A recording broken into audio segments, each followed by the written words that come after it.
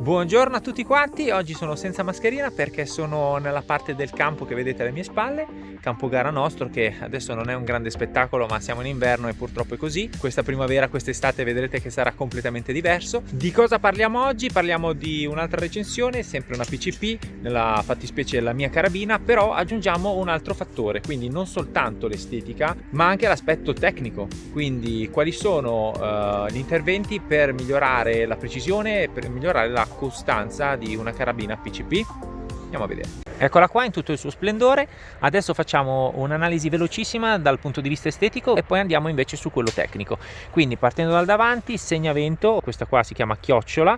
Il puntatore permette ovviamente di leggere le distanze a qualsiasi tipo di raggio. Torretta, regolazione dell'alzo. Ho fatto delle grafiche appositamente per i miei riferimenti. Se va a destra, ognuno fa insomma quello che preferisce. L'inclinometro munito di seconda bolla. La prima bolla, che è quella che utilizzo sempre, l'oculare, che abbiamo già visto, una scina rialzata e inclinata, attacchi BKL, ulteriore rialzo, chiusura fatta ad hoc molto più comoda rispetto a quella originale, calciolo Mac Freak Position, custodia magnetica, contiene i nostri pellet.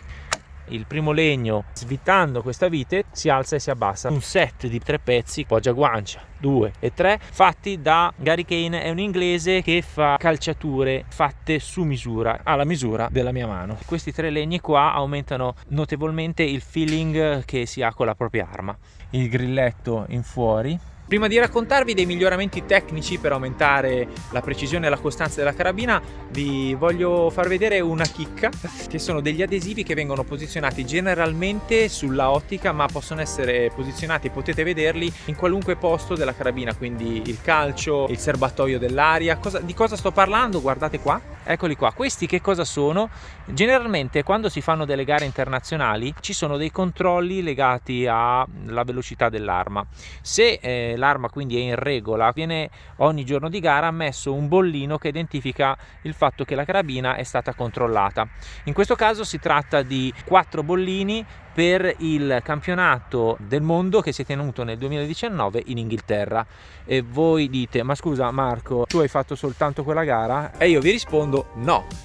Allora, perché ho solo quei bollini? Perché generalmente un tiratore, nell'arco diciamo anche della sua carriera di sportivo, molto spesso, soprattutto nei primi anni, cambia la sua attrezzatura, cambia carabina, cambia ottica, perché deve scoprire il setup migliore per il suo modo di sparare. Quindi cosa vuol dire? Che quegli adesivi là non posso portarli sulla nuova ottica. Infatti ho cambiato 3 tipi di ottiche e su ogni ottica ci sono almeno una gara internazionale, almeno. È un peccato non potersi portare dietro gli adesivi, però diventa difficile riuscire a mantenere la loro integrità. Vi faccio vedere una cosa adesso. Lui è Vincenzo, si sta allenando sulla sua ottica e sulla sua carabina, che ha cambiato non da troppo. Vincenzo, quanto tempo ha quella carabina? Un paio d'anni in Covid significa che veramente si sono fatte poche gare internazionali. Vincenzo, che è un tiratore ormai da forse anche più di 10 anni, in questa carabina configurazione è spoglia da qualsiasi tipologia di adesivo, non perché non abbia fatto le gare, ma semplicemente per il motivo che vi ho detto prima.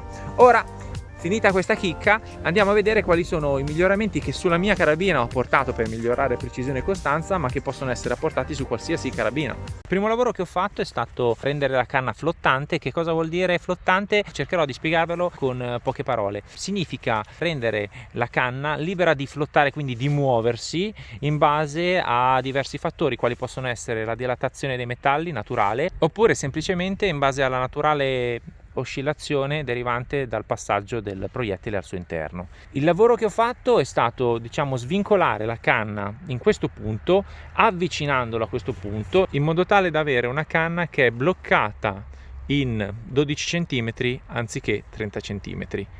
È stato possibile farlo perché ho ricreato questo pezzo lasciando dell'aria. Come potete vedere, la canna è libera di muoversi.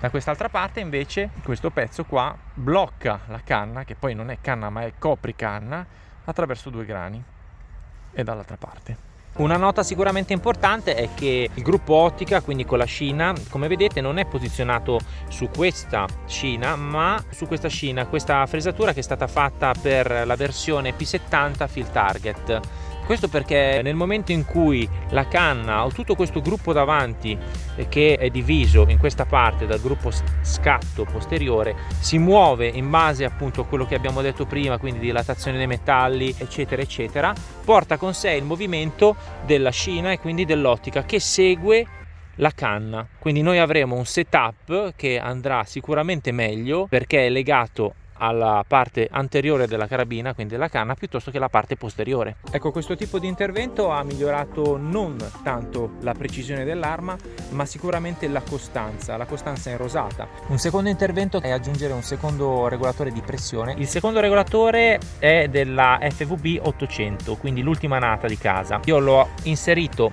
opla, vediamolo nel dettaglio, nella parte anteriore, andando a creare questo anello qui che è una precamera, fa anche l'aggancio, quindi l'innesto tra il primo e il secondo. È stato un lavoro certosino perché a banco ho dovuto tarare i bar sia del primo regolatore che del secondo regolatore. Dai 180-200 bar del serbatoio vanno a ridursi a 95 bar nel secondo regolatore e ulteriormente 88-89 bar nel primo regolatore, prima poi di entrare nel circuito e far sparare, insomma, ecco il pallino. Queste pressioni che ho trovato sono state frutto appunto di ore e ore al banco per vedere quale fosse la combinazione migliore. È stato necessario fare questo lavoro perché che cosa ho migliorato? Nel momento in cui il serbatoio andava a svuotarsi da una pressione di 180 bar fino in basso, avevo un range di velocità veramente ampio, 6, 7, 8 metri al secondo, che andava a inficiare ovviamente sulla precisione e la rosata, soprattutto a 50 metri. Un colpo sparato